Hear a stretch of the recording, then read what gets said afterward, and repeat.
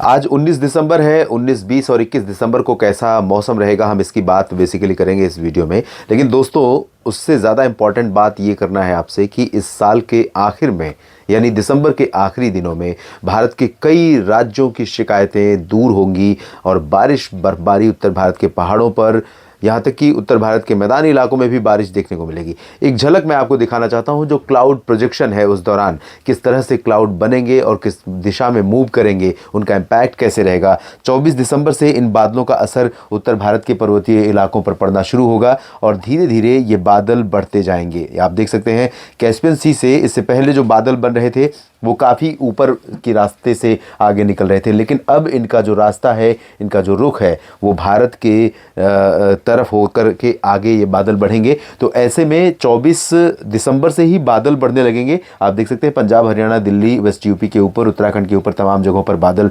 24 दिसंबर को ही पहुंचेंगे। उसके बाद अब 25 दिसंबर को आप देखिए ये बादल काफ़ी करीब पहुंच चुके होंगे और उसके एक दिन बाद 26 दिसंबर से इन बादलों का कह सकते हैं कि रियल इम्पैक्ट यहाँ पर उत्तर भारत के जो पर्वतीय और मैदानी इलाके हैं उन भागों में देखने को मिलेगा। कश्मीर से लेकर उत्तराखंड और पंजाब से लेकर दिल्ली, हरियाणा, उत्तर प्रदेश के पश्चिमी भागों, यहाँ तक कि उत्तरी मध्य प्रदेश के इलाकों पर ये देखिए बादल किस तरह से पूरे इलाके को अपने दायरे में ले रहे हैं और इन भागों में बारिश इसी तरह से बढ़ने वाली है। तो कहीं ना कहीं ये तस्वीर संतोष देती है कि आने वाले समय में जो पीछे कमी रह गई है रेन और स्नोफॉल की, उसकी भरपाई आने वाले समय में होने वाली है। तो इससे बर्फबारी के बाद उत्तर भारत के मैदानी इलाकों में और साथ ही साथ मध्य और पूर्वी भारत के राज्यों में कड़ाके की ठंड शुरू हो जाएगी। यानी कि 2023 का जब आगमन होगा भारत में, उस दौरान भारत में भीषण सर्दी का आलम होगा और उत्तर भारत के पहाड़ों पर बर्फबारी का नज़ारा होगा। और अगर आपको बर्फबारी देखना है, इंतज़ार कर रहे थे,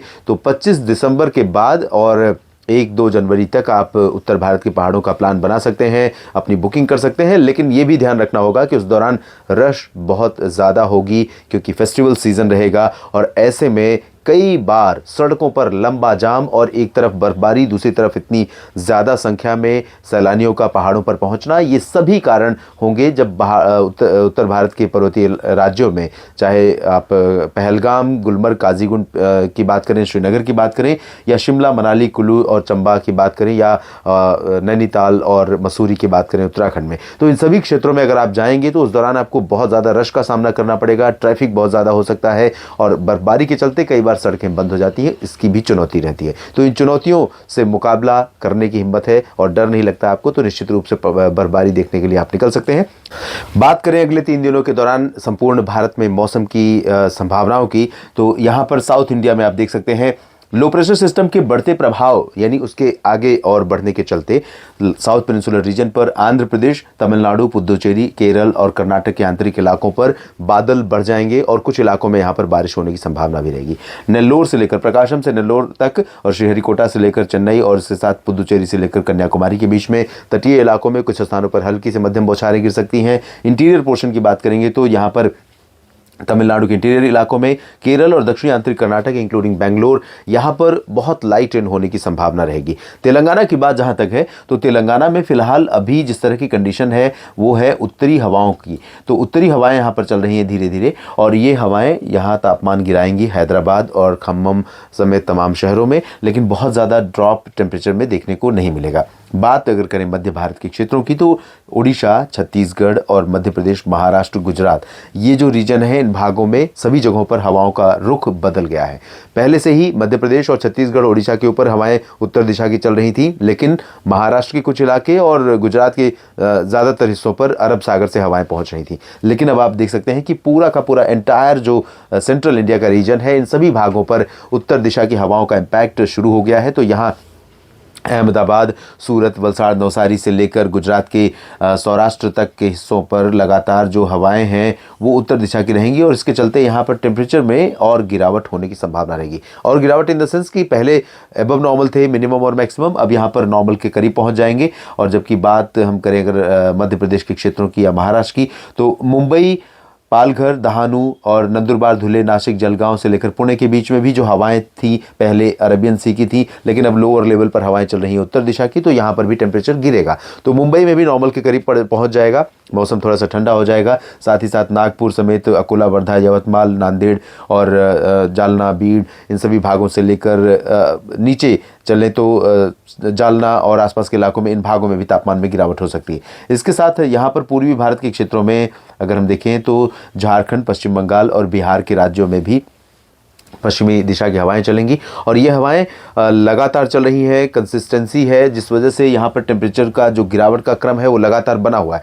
लेकिन इन हवाओं के चलते तापमान गिरने के बावजूद कोहरा बहुत देर तक नहीं छाएगा, कोहरा बहुत डेंस नहीं होगा, क्योंकि हवाएं ड्राई होंगी और हवाओं की स्पीड कंपेरेटिवली 5 से 10 किलोमीटर के आसपास होगी। तो 5 से नीचे अगर हवाएं होती हैं तो कोहरा साफ नहीं हो पाता है। उससे अधिक स्पीड होने के बाद कोहरा धीरे धीरे छंटने लगता है, साफ होने लगता है, और हवाओं में नमी अगर कम होती है तब भी कोहरा साफ होने लगता है। तो ये कंडीशन होगी। साथ में ड्राई विंड्स चलेंगी तो धूप का भी असर बढ़ेगा, तो धूप का असर यहाँ रहेगा। इधर पूर्वोत्तर राज्यों में अगर देखें तो उप हिमालय, पश्चिम बंगाल से लेकर अरुणाचल के उत्तरी इलाकों में कहीं कहीं पर हल्की वर्षा होने की संभावनाएं बनी रहेंगी। बादल भी यहाँ पर आते जाते रहेंगे। साथ ही नागालैंड और मणिपुर के ऊपर भी बादल रहने की संभावना है। असम और मेघालय, त्रिपुरा और मिजोरम में फिलहाल ड्राई वेदर लगातार बना रहेगा। पूर्वी उत्तर प्रदेश और पश्चिमी उत्तर प्रदेश के क्षेत्रों में भी पश्चिमी दिशा की हवाएं चलेंगी। वाराणसी से लेकर प्रयागराज, लखनऊ और आगरा के बीच में लगातार तापमान गिरेंगे, कोहरा कुछ छा सकता है।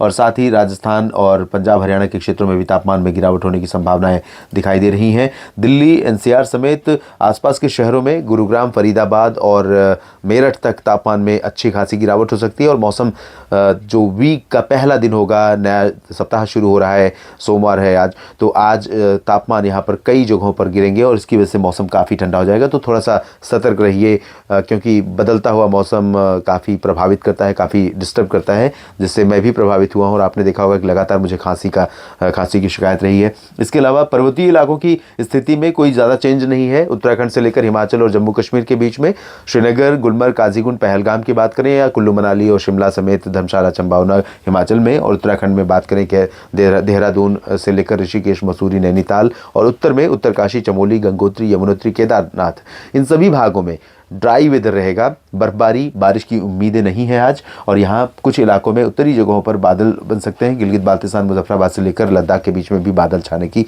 संभावना रहेगी। ये 19 दिसंबर की स्थिति है। बात करते हैं 20 दिसंबर को किस तरह का मौसम रहेगा देश में। तो यहाँ पर आप देखिए, उत्तर भारत के क्षेत्रों में, पर्वतीय इलाके हों या फिर मैदानी इलाके, यहाँ कोई ज़्यादा चेंज नहीं है। एज़ यूजुअल वेदर रहेगा और ठंडी हवाएं कंटिन्यूटी बनाकर रखेंगी। पंजाब के अमृतसर, तरन, जालंधर, पठानकोट, लुधियाना से लेकर हिसार और सिरसा, फतेहाबाद से लेकर करनाल, रोहतक और अंबाला, पंचकुला, गुरुग्राम तक हरियाणा में, दिल्ली, उत्तर प्रदेश में तमाम शहरों में, और साथ ही साथ राजस्थान में चूरू, हनुमानगढ़, गंगानगर, बीकानेर, बाड़मेर, जोधपुर, जैसलमेर से लेकर कोटा, सवाई माधोपुर और आसपास के इलाकों में, सभी जगहों पर उत्तरी दिशा की हवाएं रहेंगी दोस्तों।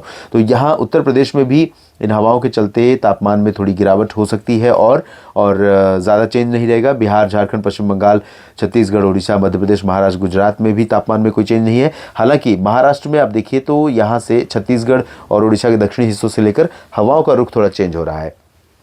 तो मुंबई में जो आज तापमान गिर रहा है, कल वो फिर से रिवर्स हो जाएगा, वापस उसी लेवल पर आ जाएगा जिस लेवल पर था। तो मुंबई में फ़िलहाल थोड़ा सा सुबह की जो ठंडक है, जो प्लेजेंटली कूल वेदर होता है, वो चेंज हो जाएगा यहाँ पर। और यहाँ दक्षिणी आंध्र प्रदेश के तमाम इलाकों में, तमिलनाडु के तमाम हिस्सों में और केरल, कर्नाटक के अधिकांश इलाकों पर बादल रहेंगे। तेलंगाना पर भी बादल आएंगे, लेकिन बारिश की संभावना अभी भी कोस्टल पार्ट्स में ही नज़र आ रही है, और वो भी आंध्र प्रदेश, तमिलनाडु के कोस्टल पार्ट्स में, और साथ ही साथ आंतरिक केरल और तमिलनाडु के हिस्सों में।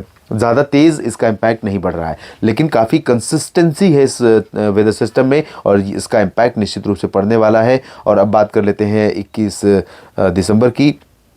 यहाँ पर देखिए 21 दिसंबर को साउथ इंडिया में कोई बहुत अंतर नहीं है।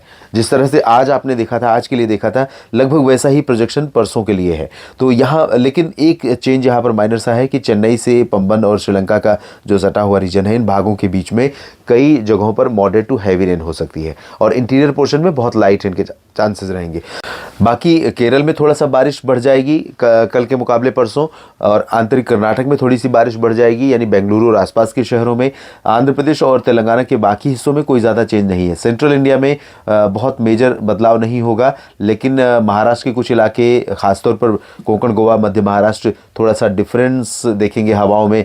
तो यहाँ पर बंगाल की खाड़ी की हवाएं इस तरह से पहुँचेंगी। साथ ही साथ गुजरात के ऊपर आप देखिए, यहाँ पर थोड़ा सा मॉइस्चर थ्रो हो रहा है, तो ये गुजरात का जो मॉइस्चर, गुजरात के ऊपर जो मॉइस्चर आ रहा है, इससे सौराष्ट्र और कच्छ के कुछ रीजन्स में, मेहसाना, पाटन तक बल्कि थोड़ी बहुत उम्मीदें बारिश की बन सकती हैं 21 दिसंबर को। बाकी ज़्यादा चेंजेस नहीं है, उत्तर भारत में भी कोई परिवर्तन नहीं है। इंतज़ार कीजिए, ज़्यादा दिन अब इंतज़ार नहीं करना होगा और यहाँ पर बर्फबारी और बारिश देखने को मिल सकती है। पर्वतीय इलाकों के साथ साथ पूर्वोत्तर के पर्वतीय इलाकों पर भी अभी थोड़ी बहुत बारिश होगी और उसके बाद जब उत्तर भारत के पहाड़ी इलाकों में मौसम बदलेगा, उसका असर यहाँ पर भी धीरे धीरे पहुँचेगा। इस वीडियो में इतना ही। लगातार बने रहिएगा मौसम तक चैनल के साथ। धन्यवाद।